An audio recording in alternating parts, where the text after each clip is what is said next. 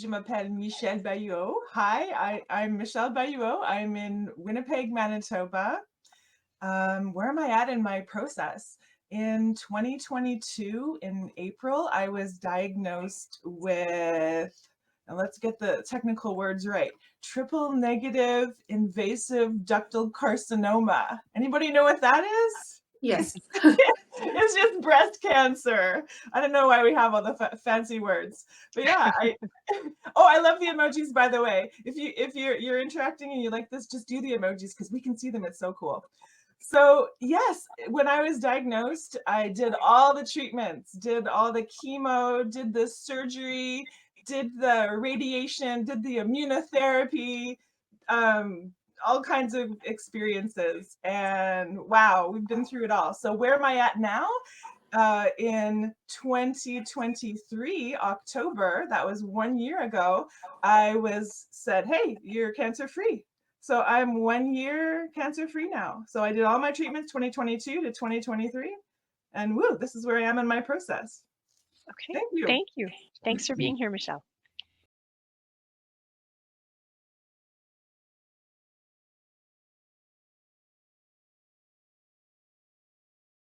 What both Pierre and Julie said.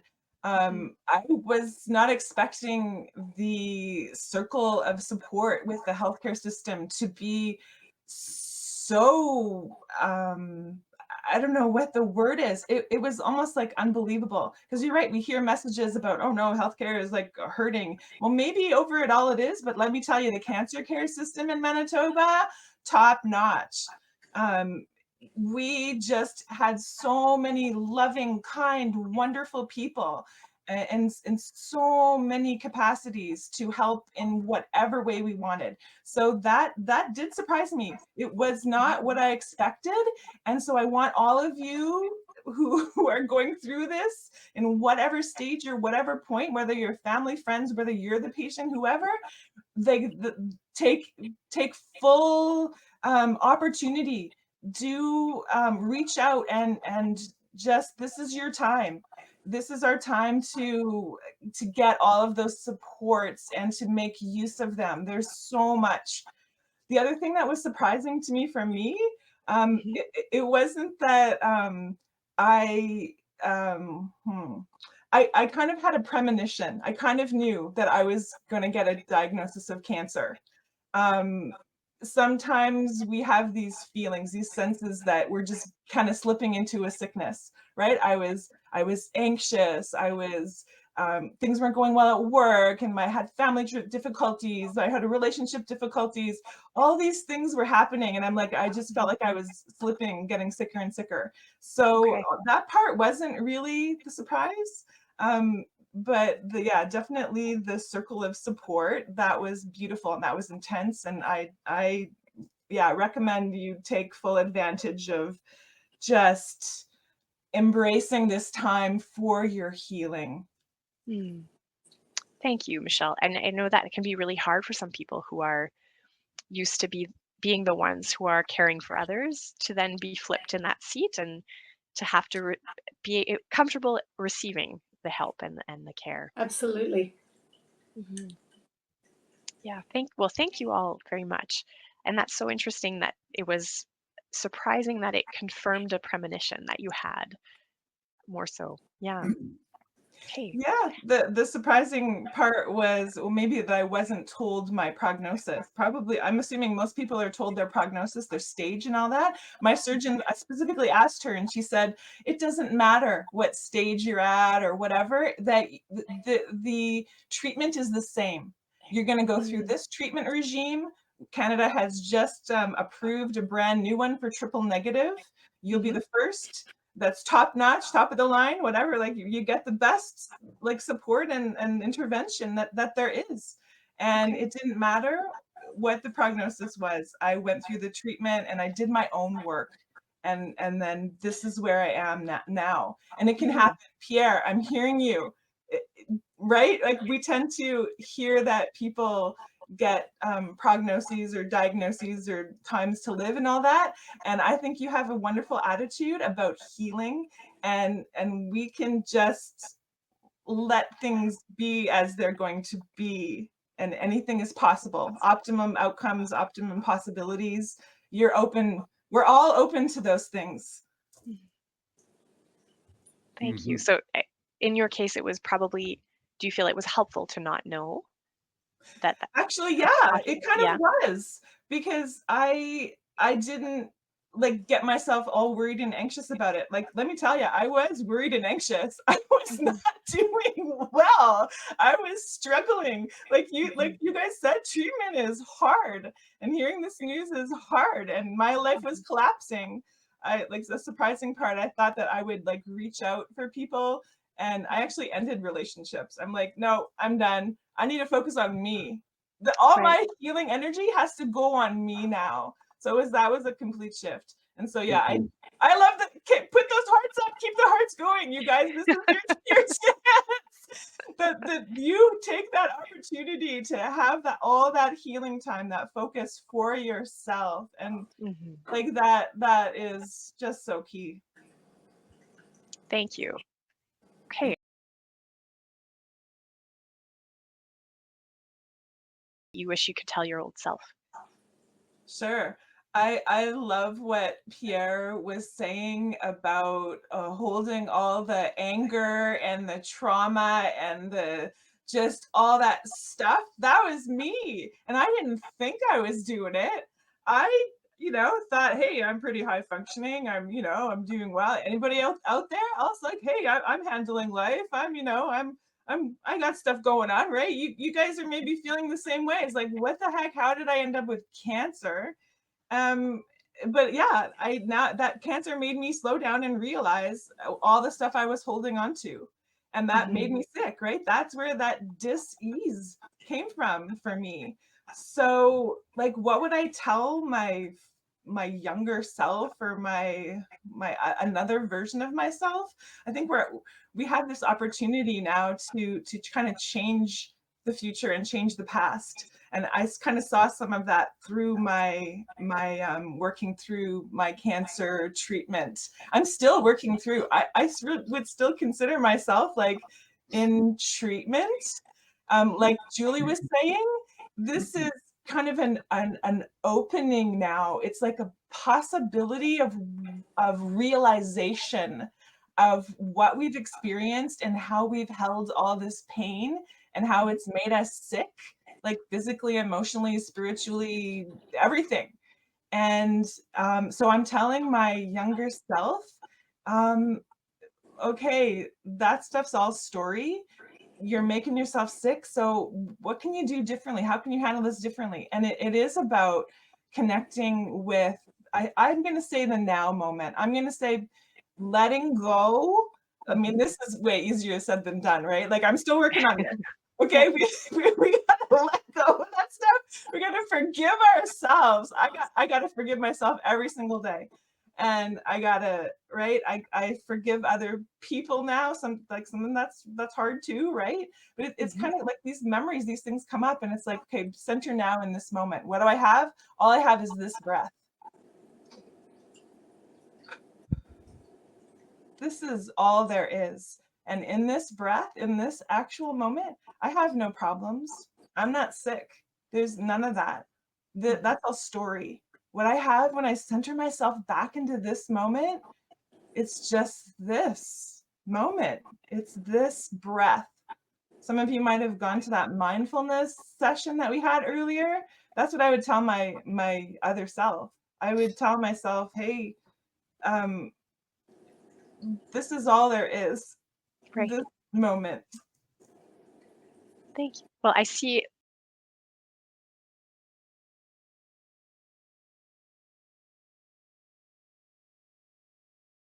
I support what Pierre has said. There's something magical about when you're not feeling well and people show that they care through these just ways that you couldn't have predicted.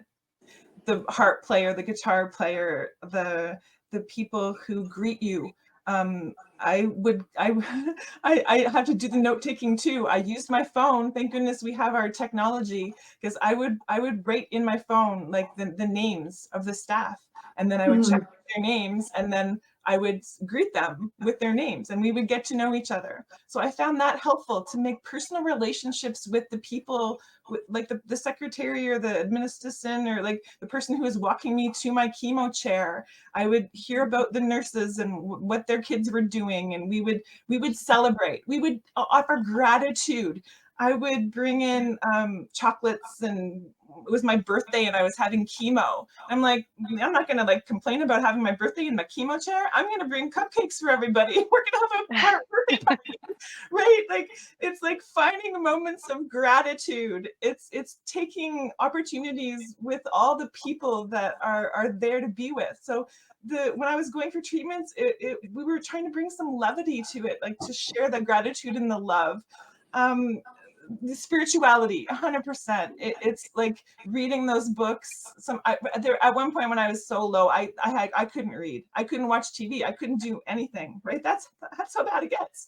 And then eventually, when you're able to and you're ready, you start taking advantage. It's not a very good, nice way to put it, but you start opening to new experiences and new ways of perceiving and being and doing.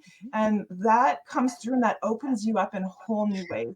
So definitely explore some of those resources, helping anchor you into this now. Do the yoga, do the expressive arts therapy, do all these are like considered like complementary therapies. And I would disagree.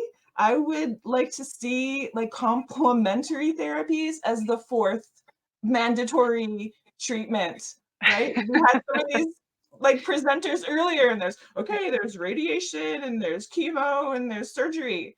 And there's complementary therapies, whatever. Those are that's what helped me, like hugely. I mean, it all helped me, right? You do everything, you do it all. Yeah. So I'll just end there. I want Julie to have a chance. Michelle, you seem very cheerful despite the tremendous battle you must have incurred. How do you do it? Oh, yeah. Well, let me tell you, like when I was doing the treatment, I was not all that positive. I think that I've maybe come to this point. I would say have seen myself as like overall a positive person, but there was a little bit of fakeness to that, right, Pierre? Because it was stuffing, right? We're stuffing all that stuff, and that's what made me sick. So now this like joy or peacefulness or love, this it's a different kind of energy. It comes from releasing that stuff, which I still am in the process of doing, but that's where this different energy around myself comes from. This background makes it seem like I actually do have energy going on, but yeah, that's what it is. It's from release. And it is focusing on yourself and your own healing in so many ways. And I was talking about all the things to do, but you know what? You just need to be. I had to learn that because I'm a do. I'm a do all over the place. That's what got me in trouble. I just do everywhere. And I had to take this time to just be and just be with myself and my emotions and my thoughts and release. So that's maybe where some of that happiness and upbeatness and stuff comes from now. It's getting rid of all that stuff I've been storing in myself. And you guys will do it too. I know you will. You will do it too. This will all be released. Thank you, Michelle. Um,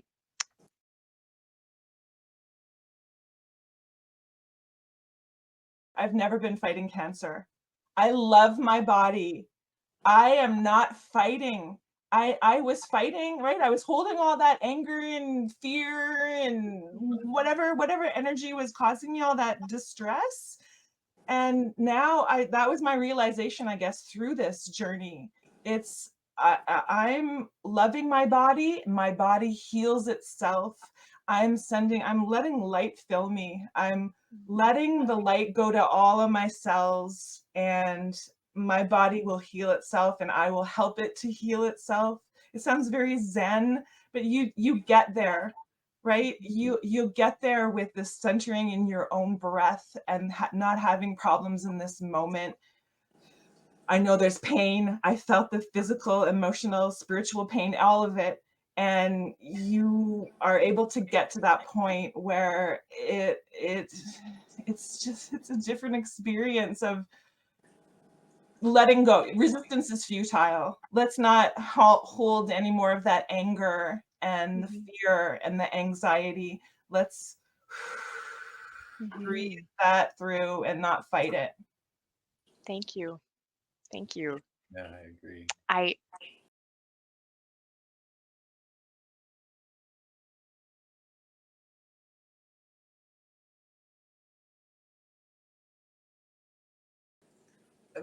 It's beautiful what Julie and Pierre have said. That's I don't I in terms of like the supports that are out there, there's lots. Like I had my family attend a Zoom meeting with so that we all had a chance to talk about our own feelings together. So we heard each other.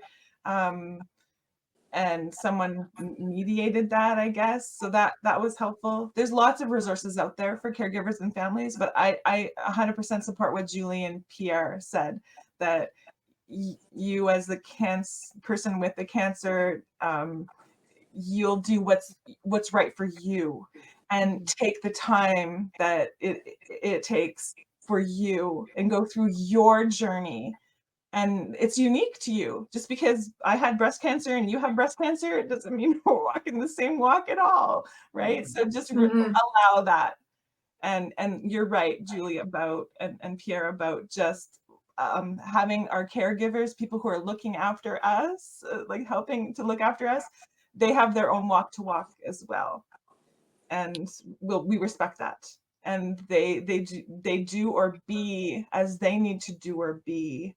Sometimes those paths crossed in ways that we might not find as helpful. And so there's ways that we can respect or to allow that space to happen as each person goes through their own. Thank you. great. Wellsprings is also great. Wellsprings, if you look up wellsprings.org or com, I don't know what it is, look up Wellsprings. They have amazing programs for everyone's caregivers, patients who look that up. There's all kind. I found wonderful things in there about the cancer journey and developing spirituality, sound baths, art, expressive art. There's all kinds of stuff, and as well as what Manitoba offers. So caregivers, family members, friends, they can all get their own support from multiple places and ways. Thanks, Michelle. That leads beautifully into the next question, which is, were there any resources online, social, professional, community that you found helpful? So Wellspring, shout out to Wellspring, they are awesome. It's in the chat for those of you at home, wellspring.ca. They have a lot of virtual groups that you can join from anywhere in Canada.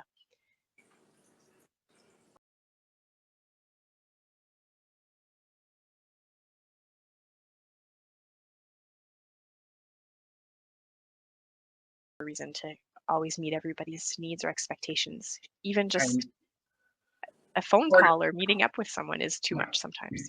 I'm not a judge, but part of Michelle's journey is at first she was having a hard time saying no, but now she's better at it. That's beautiful. I'm still working on this.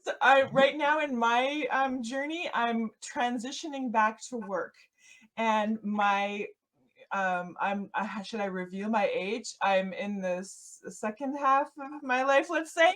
I have all of that to figure out a new way of being, right? And so in my transition back to work, I found myself slipping into my old ways, which is saying yes, yes, yes, yes. And so thank you, Pierre, for pointing that out, that yes, I am still working on helping myself, because right, cancer has taught me something for sure about my limitations, I guess, or the way that maybe not limitations, I don't want to say it that way, because we have expansive possibilities. I wasn't listening to my body before. I'm listening more now.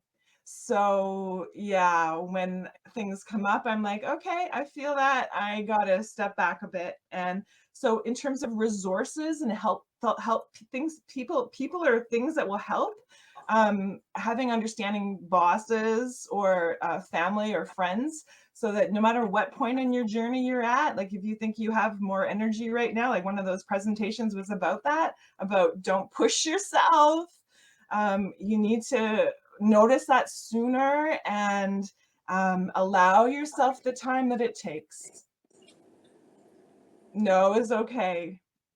We don't have to tell anybody stories about how we're feeling or what we're going through. No, you don't have to. That's draining. All that you have is this moment, and in this moment, I'm doing all right. I have this moment. I'll just be in this breath. I'm good. They can accept that. I can accept that. On we go. Say no. Thanks.